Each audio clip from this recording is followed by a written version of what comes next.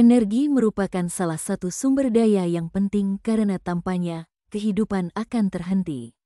Dapat dicontohkan seperti ketika kita memperoleh makanan, maka hal tersebut akan menghasilkan energi. Adanya fotosintesis membuat tumbuhan dan beberapa daging, hewan, yang manusia konsumsi pun bergantung pada matahari. Natural gas, from price controls to fracking some early history. Regulasi gas alam dimulai pada tahun 1938 dengan disahkannya Undang-Undang Gas Bumi. Tindakan ini mengubah Federal Power Commission, FPC, yang kemudian menjadi FERC atau Badan Pengatur Federal yang bertugas menjaga harga yang adil. Dampak tingkat konsumsi dari beberapa tahun sebelumnya cenderung tinggi jika dilakukan pengendalian harga. Sedangkan untuk produsen, mereka hanya memproduksi sumber daya dan keuntungan saja. Dampak dari keduanya, menyisakan lebih banyak sumber daya, meningkatkan laju konsumsi, menyebabkan waktu transisi menjadi lebih awal dan menciptakan transisi yang tiba-tiba, di mana harga tiba-tiba melonjak ke level baru yang lebih tinggi. Fracking lekahan hidrolik, atau yang lebih dikenal dengan fracking, merupakan salah satu bentuk kemajuan teknis yang menggabungkan pengeboran horizontal dengan kemampuan untuk memecahkan endapan serpih dalam menggunakan campuran air bertekanan tinggi, pasir, dan bahan kimia. Produksi gas alam relatif stabil sejak pertengahan tahun 1970-an hingga pertengahan dekade pertama abad ke-21, ketika teknologi baru secara dramatis mengubah biaya untuk mengakses sumber gas alam baru dalam bentuk serpih, sejenis batuan sedimen. Oil, the cartel problem. Sebagian besar minyak dunia saat ini diproduksi oleh kartel yang disebut Organization of the Petroleum Exporting Countries atau OPEC. Para anggota organisasi ini berkolusi untuk menjalankan kekuasaan atas produksi dan harga minyak. Kartelisasi pemasok minyak secara historis terbukti cukup efektif. Smith, 2005, karena ada 4 faktor yang menonjol. Elastisitas harga permintaan baik dalam jangka panjang maupun jangka pendek, elastisitas pendapatan dari permintaan, responsivitas pasokan dari produsen yang bukan anggota kartel, kesesuaian kepentingan antar anggota kartel. Price elasticity of demand. Elastisitas harga terhadap permintaan merupakan unsur penting karena menentukan seberapa responsif permintaan terhadap harga.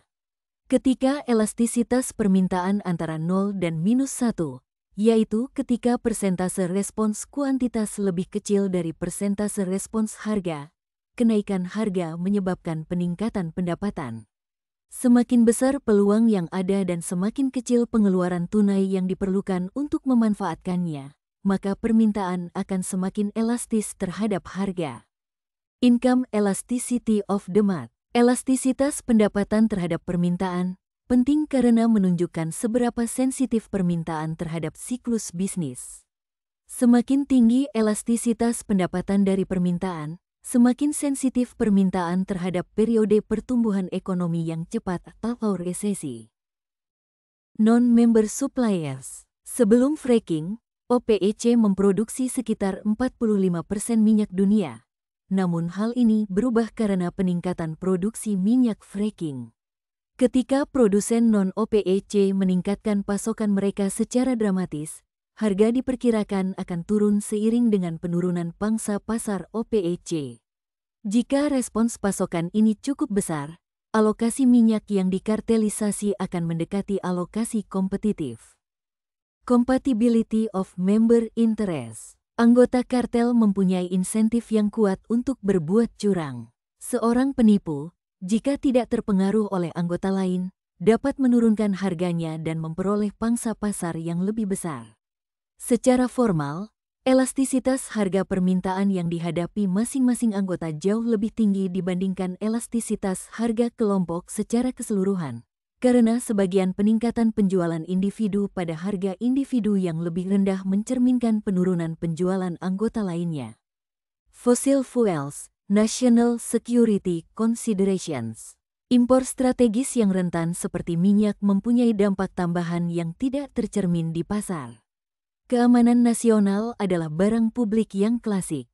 Tidak ada perusahaan importir yang secara tepat mewakili kepentingan keamanan nasional kolektif kita dalam mengambil keputusan mengenai berapa banyak yang akan diimpor. Oleh karena itu, menyerahkan penentuan keseimbangan yang tepat antara impor dan produksi dalam negeri kepada pasar umumnya mengakibatkan ketergantungan yang berlebihan pada impor baik dari segi perubahan iklim maupun pertimbangan keamanan nasional. Fossil Fuels National Security Considerations ELECTRICITY The ROL of DEPLETABLE Resource. Di Amerika Serikat, sebelumnya batu bara merupakan pesaing utama, namun dikalahkan oleh gas alam karena biayanya yang lebih rendah akibat perluasan fracking. Pengurangan gas rumah kaca juga merupakan salah satu faktornya karena gas alam memiliki kandungan karbon yang lebih rendah ketika dibakar.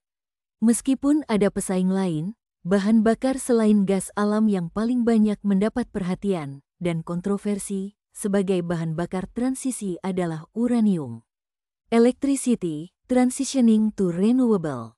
Banyak dari sumber energi terbarukan ini, seperti pembangkit listrik tenaga air, angin, fotovoltaik, dan tenaga pasang surut laut digunakan untuk menghasilkan listrik. Sumber-sumber ini tidak hanya memungkinkan pembangkitan listrik menjadi lebih berkelanjutan, namun juga mengurangi ketergantungan negara terhadap bahan bakar fosil. ELECTRICITY Energy Efficiency. Peran efisiensi energi dalam keseluruhan kebijakan energi tentu saja bergantung pada seberapa besar peluang yang ada. Memperkirakan potensi yang tersisa bukanlah sebuah ilmu pasti, namun kesimpulan bahwa peluang besar masih ada nampaknya tidak bisa dihindari. Electricity Targeted Distributed Energy. Salah satu karakteristik sumber energi terdistribusi, seperti tenaga surya, angin, atau bahkan efisiensi energi, adalah lokasinya dekat dengan pengguna. Bandingkan dengan pembangkit listrik besar yang berlokasi di pusat kota. Dengan lokasinya yang dekat dengan pengguna, sumber energi yang didistribusikan dapat menurunkan jarak dan juga biaya pengangkutan listrik dari sumber ke pengguna.